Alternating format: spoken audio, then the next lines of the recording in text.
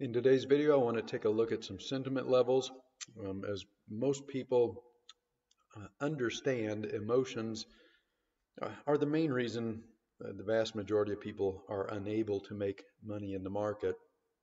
The way to make money, of course, is to do the opposite of what your emotions tell you to do. So um, you need to monitor sentiment and use it in your favor, but unfortunately, about 95% of traders and investors participate in emotion and participate in sentiment rather than monitor it and use it.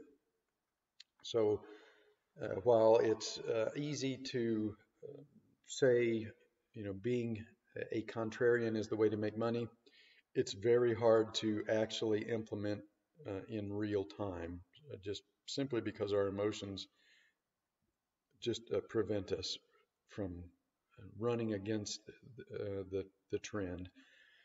So, and here's another problem in trying to be a contrarian is very often you will be early to a trade. So one could make the case that sentiment was extreme right here, uh, but at that point you were still early, and even though it was the correct trade and it's probably going to pay off huge in the months and years ahead, um, the market continued down and sentiment got more extreme for the next week and a half. And so traders' emotions kick in, and they can't hold their contrarian viewpoint. They become focused on recency bias, and during this period right here, we were hearing all kinds of calls for another 1987 crash, price back down to $1,500 on the S&P, and um, it's very difficult for the average or even above average trader to fight their emotions, but that is how one makes the big money in this business. So at this point right here, 95% of traders and investors could just, there's no way that they could envision any scenario where the market would bottom, turn, and go back up. All they could see was, more and more losses. Uh, like I said, a lot of people were calling for a 1987 crash, and so almost nobody, um, was prepared for this bottom and a turn back to the upside. I, however, was, and I'll be the first to admit, I was too early on this trade. I was not anticipating this fifth daily cycle right here. Um, I don't know that we've ever had 5 daily cycles embedded within an intermediate cycle, so it was just not something that I was anticipating at all. I thought the intermediate cycle had bottomed here before the elections, but it didn't. We had another complete intermediate cycle down to this bottom.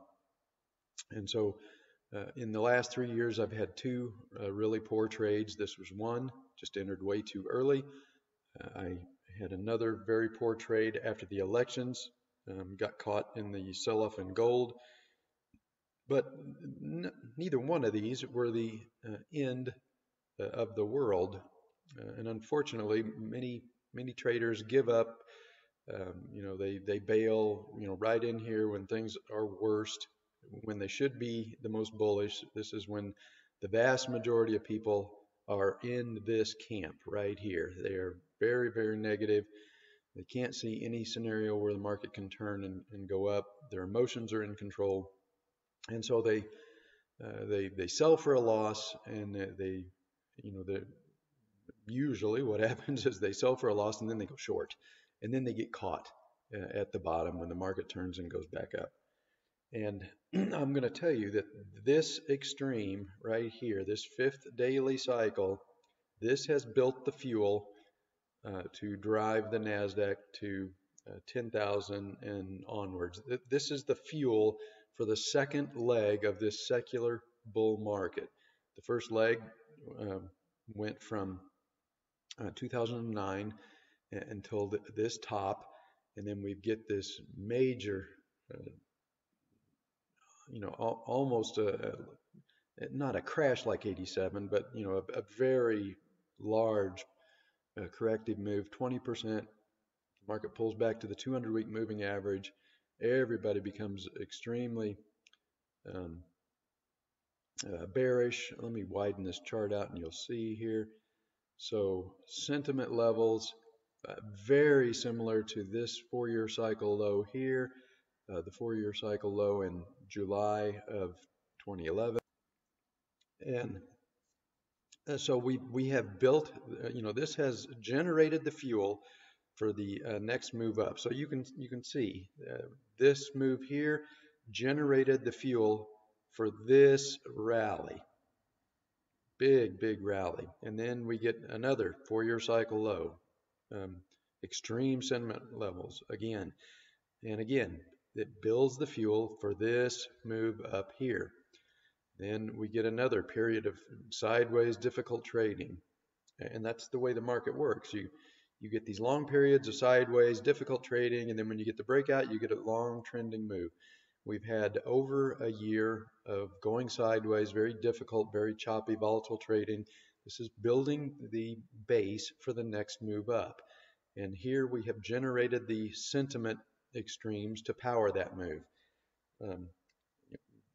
Pretty much everybody got extremely bearish here, and they're just now starting to become bullish again.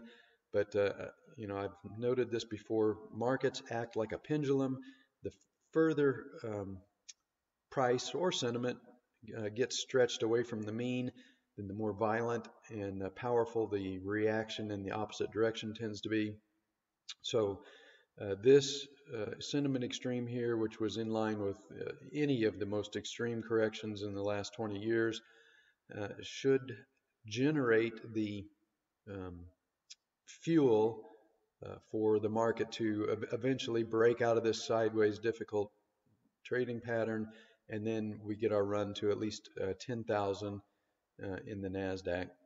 And you can see as we come out of these sentiment extremes, sentiment gets bullish, and then it stays bullish for many months. So we are approaching a bullish level, but that I wouldn't take that as a sign that we've got to turn back down. Now, yes, we are going to be due for a 3 to 8 day correction into a daily cycle low here soon, but this sentiment should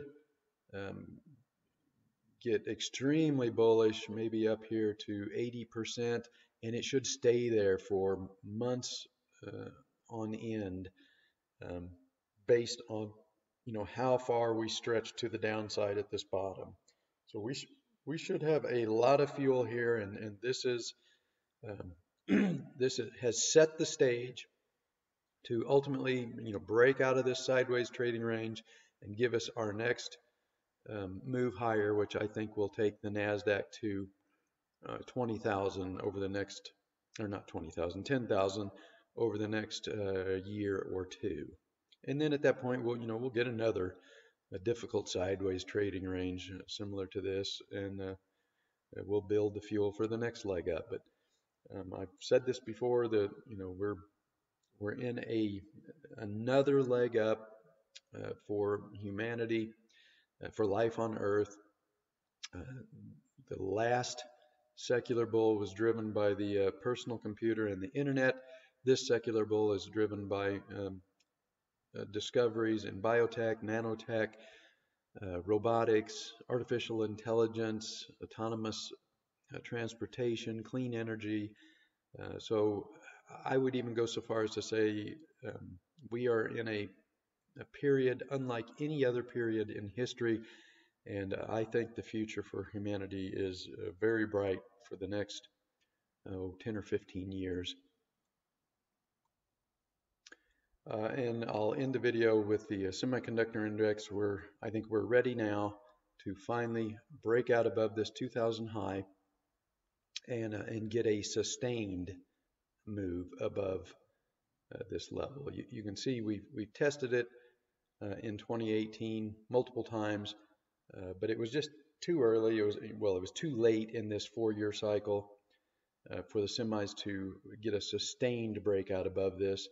But this has been an 18, 19-year basing pattern here.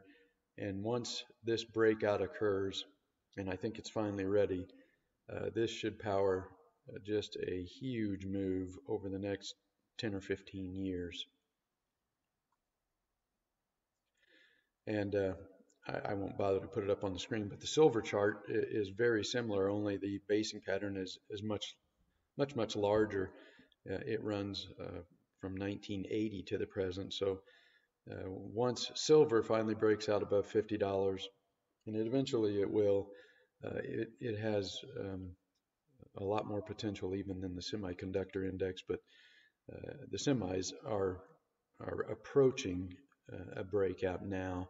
You know, we've got our pullback, and now we're heading back up, and so I expect the semis are probably going to break out above their top long before silver does. But at some point, silver will break out above $50, and the basing pattern is silver is at least twice as large as this pattern here in the semis. So the potential in silver when a breakout comes is just simply mind-boggling.